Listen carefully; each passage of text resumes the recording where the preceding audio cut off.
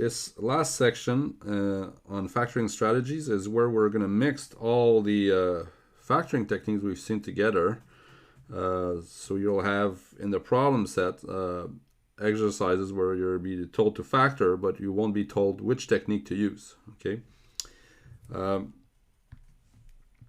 And I've sort of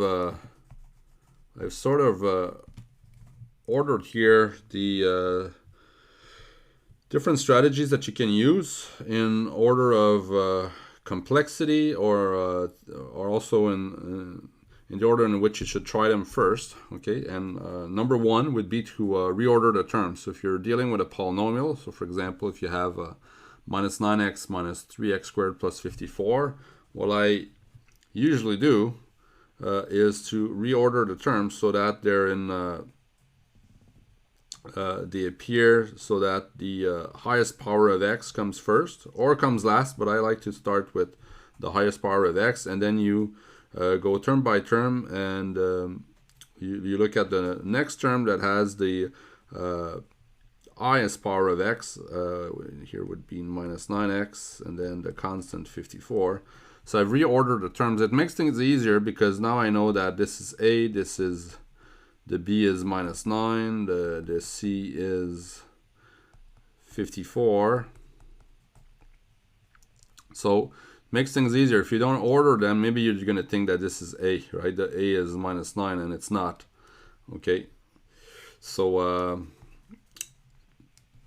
doesn't hurt just to reorder the terms, and then you can apply a factoring strategy to factor your polynomial. So here would probably be the AC method I would try, but I'm gonna leave that for a further item. Okay. So I just wanted to talk about how you should reorder the terms first. Number two is factor out the greatest common factor. That's the first thing you should try to do. So maybe as an example, if I have 5x squared minus 125. Okay, the first thing I should try to do is to see if I can take away something that's common to both terms. And it's here I can see that those are two factors of two multiples of 5. And then it allows me after that within the bracket to work with something that has smaller numbers to work with. Okay, and that's really gonna help you out. Number three, let's say I have two terms. If I have two terms, I'm gonna see if I have a difference of squares or a sum of squares. If I have a sum of squares, there's nothing I have that I can do. It's gonna be prime. If I have a difference of squares, I can use the identity a squared minus b squared is a plus b times a minus b. So as an example, if I keep going with what I had above, right? I take out my greatest common factor, and immediately I see, oh, actually, x squared minus 5, that's x squared minus 5 squared. So this is x plus 5 times x minus 5, and I'm done. Or here's another one. Minus 81 x squared plus 36 z squared. So I've got two terms. Okay, can I take out something? Is there something in common to both of these expressions? No, it's clearly not for the variables, but 81 and 36, oh, those are powers of 9, multiples of 9. So I'm going to take away 9, so I get minus 9x squared plus 4z squared. So at least now I have smaller numbers to work with. I'm going to reorder them so that I've got something minus something else. And I'm going to think, oh, do I have a difference of squares here? Well, actually, yes, I do. This is 2z squared. This is 3x squared. So I can write this as 9 times 2z plus 3x times 2z minus 3x. And that would be my final answer. If I don't recognize that I have a difference of squares, well, I would have had to use the AC method, but I would have needed to introduce a plus 0x, and then I would have looked for two numbers which multiply to minus 36 and add up to 0. And I would have obtained 6 and minus 6. I would have split the middle term, factor by grouping. It's a lot more work. So clearly, if I can recognize I've got a difference of squares, that's going to give me the answer more quickly. If I have three terms, if they're of the form x squared plus bx plus c, so the coefficient of x squared is 1, or maybe the coefficient, I've got x squared plus bxy plus cx squared, cy squared, so still I have a coefficient of 1 for x squared, or maybe I've got a coefficient of 1 for y squared. In all these cases, I can try to look for two numbers which multiply to c and add up to b. So here's an example, minus 9x minus 3x squared plus 54. Well, first of all, I can see that those are all multiples of 3. Well, clearly 9 is 3. 54 is a multiple of 3, right? Because if I add its digits, I get a multiple of 3. Remember, that's a way of seeing if a number is a multiple of 3. So 9 is 5 plus 4. 9 is a multiple of 3. So 54 is a multiple of 3. And then after that, well, either you use your calculator or you do it by hand. 3 fits once into 5. I subtract. I bring down the 4, and I get 18. So it's 18 times 3. So I would take out the 3. Oh, actually, you know what? Before doing that, well, I can take out the 3, but also maybe the first thing I should have done is, number 1, reorder. I'm going to reorder everything like that. And now I can take out 3, or I can take out minus 3. Personally, I like to work with, I would like to have a coefficient of 1 in front of my x squared. Otherwise, I'd be forced to use the AC method if I don't have a coefficient of 1. So if I can avoid it, I will. So I'm going to take out minus 3. So the sign of all the terms is going to change by taking out minus 3. So I'm going to get plus 3x minus 18. And now what I have inside the bracket is an expression where the coefficient of x squared is 1. So I'm going to look for two numbers which multiply to that multiply to 18 and add up to 3. And what are those numbers? I look at the multiples of 18. 118. Oh no, that's not right. 2, 9.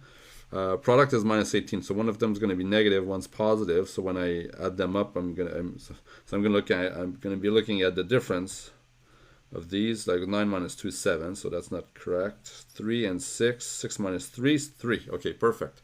So the numbers I'm looking for are 6 and minus 3. So 6 and minus 3. So if I keep going here, it's going to be minus 3. It's going to be x plus the first number, 6 times x plus the second number, minus 3. So overall, I get x plus 6 times x minus 3, and I am done. After that, maybe I have 3 terms, but then the coefficient of x squared is not 1, or I have a polynomial with 2 variables and the coefficient of x squared or y squared is not 1. So in all those cases, I'm forced to apply the AC method. So what's the AC method again? Well, if I've got, I don't know, 3x squared minus 22x plus 7, here do I have to reorder? No. Can I factor out something? Like, is there a common factor here? No. 3 and 7 are prime. So okay, so now I'm looking at two numbers such that their product is 3 times 7, so 21, and the sum is minus 22. Sum is minus 22 tells me the two numbers are going to be negative, and it's pretty easy to see that those two numbers are minus 1 and minus 21. So then I would split my middle term using those two numbers. Whether I write minus 21x or first or last, doesn't matter. So it'll work both ways. Then I factor by grouping. So I can take out a 3x and left with x minus 7. So my goal, of course, here is to get something times x minus 7. So to do this, I need to take away a minus sign. And finally, I've got 3x minus 1 times x minus 7, and that's my final answer. Of course, with three terms, you got to watch out for perfect squares, right? So maybe you've got something like this. You can always fall back on the AC method, but maybe you're lucky. Maybe you can notice that, oh, that's 5 squared, that's 3x squared, and if we're lucky, this is 2 times 5 times 3x. Is that correct?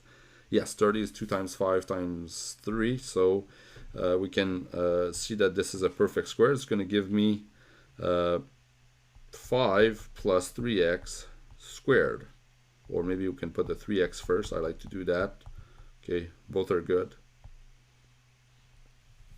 Of course, you could apply the AC method, but if you do, you're gonna have to work with larger numbers.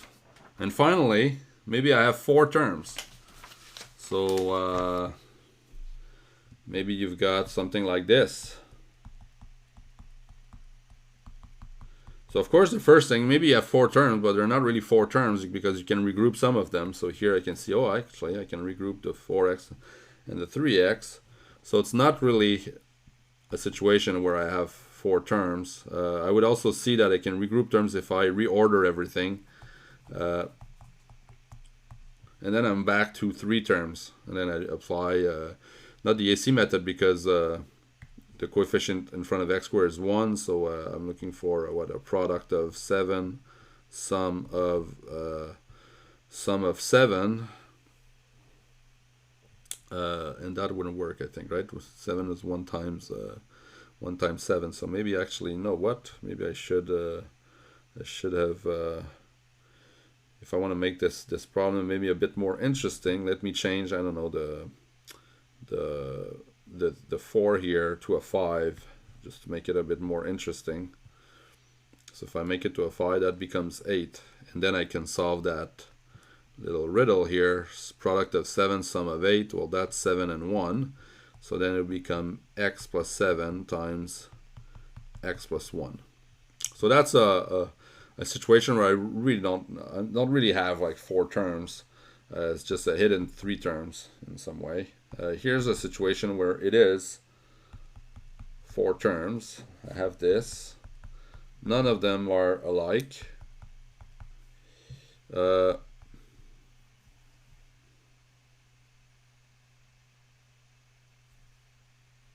let me change this.